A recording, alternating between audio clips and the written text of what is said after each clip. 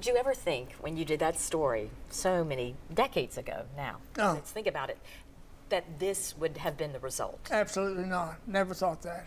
Never imagined that. And we were just doing it, you know, one family, one group of families at a time. And Julie Holland showed up, and I remember the first time she went up to the mountains. She got her husband and her friends and her church all involved, and they loaded up a truckload of stuff to take to, I think, 150 kids. So last Christmas, I think the Mission of Hope served 17,000 children. Thanks to Julie Holland, thanks to Emmett Thompson, who came on as executive director and did a wonderful job for 20-some years. And, you know, building and building and begging and begging and giving and giving. And it all happened because a lot of people cared and reached out. Thankfully, I was a focal point. I got it started, but there was a lot of help to make it become what it is.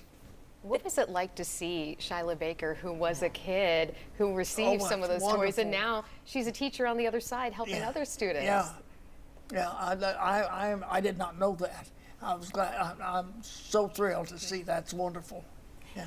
You know, you did the story, and yes, Emmett and a force of people have been a part of pushing it forward, but you've always been there. You would continue to tell the stories. You would go back to those communities and continue to tell the stories, because these were stories certainly you felt needed to be told. Somebody asked me, I think you asked me earlier, when did I retire from Channel 10? Actually, I retired the first time in 2000. Then I came back in 2006 for about a year when Ted Hall left and went to Atlanta.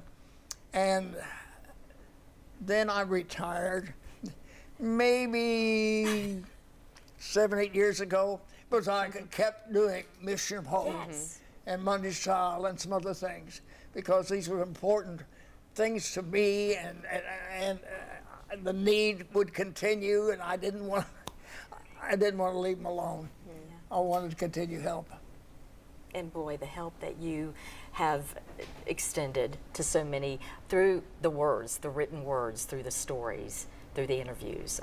I know I speak for countless people who've been touched by Mission of Hope. Thank you.